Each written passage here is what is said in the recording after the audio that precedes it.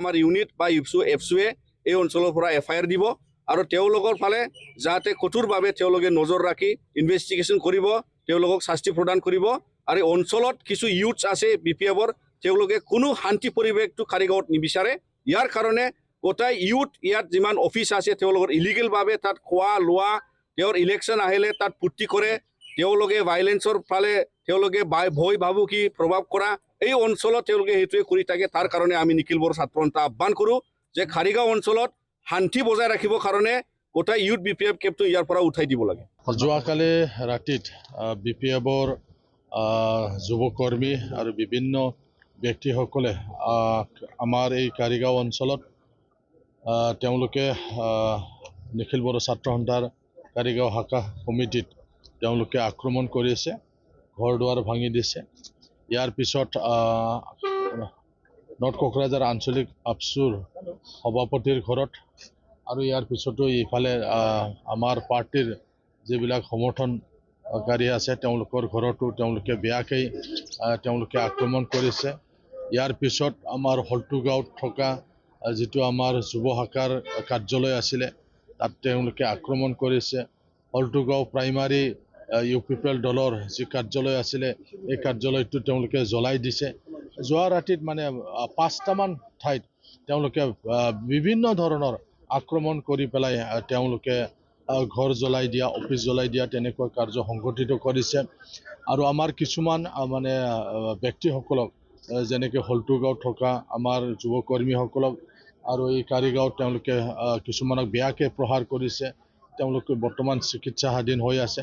তো এই যিবিলাক ঘটনা, এই ঘটনাক মই তীব্ৰভাৱে গৰিহণা দিছোঁ। কোকৰাঝাৰ সমষ্টিত খুব শান্তিপূৰ্ণভাৱে আমাৰ গোটেই নিৰ্বাচনী প্ৰক্ৰিয়াটো সমাপ্ত হৈছিলে, কিন্তু নিৰ্বাচন শেষ হোৱাৰ পিছত ৰাতি আহি তেওঁলোকে প্ৰায় 30-40খন গাড়ী আহি পেলাই হঠাতে তেনেকুৱা আক্ৰমণটো কৰিছে।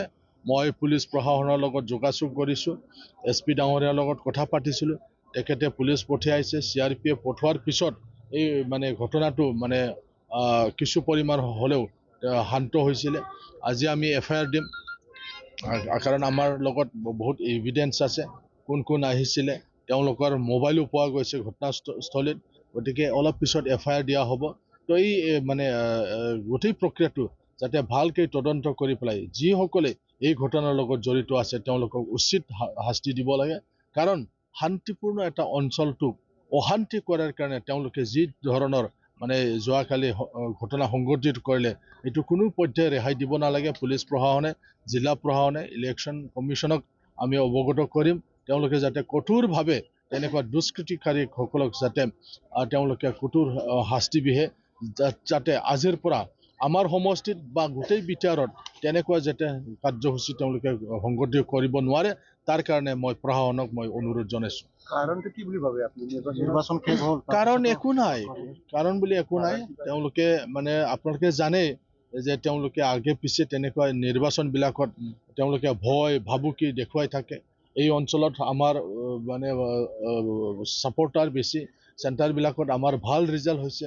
তো এনেকুৱা কাৰণত তেওঁলোকে ভয় শংকা কৰিছে, নহ'লে এনেকুৱা হ'ব পাৰে। আমি শুনিবলৈ পাইছোঁ টকা বিলাবলৈ কাৰণে তেওঁলোকৰ ব্যক্তিসকলে লিডাৰবিলাকৰ পৰা পইচা আনিছিলে, কিন্তু ভালকৈ তেওঁলোকে মানে ইয়াত ভোট বুটলিব নোৱাৰিলে। বিভিন্ন কাৰণ হ'ব পাৰে। এইবিলাক কাৰণৰ কাৰণে তেওঁলোকে যধে মতে যিকোনো ঘটনা সংঘটিত কৰিবৰ কাৰণে তেওঁলোকে প্ৰয়াস কৰি আছিলে, আৰু ইয়াৰে এইটো এটা মানে অধ্যায় বুলি আমি ক'ব লাগিব।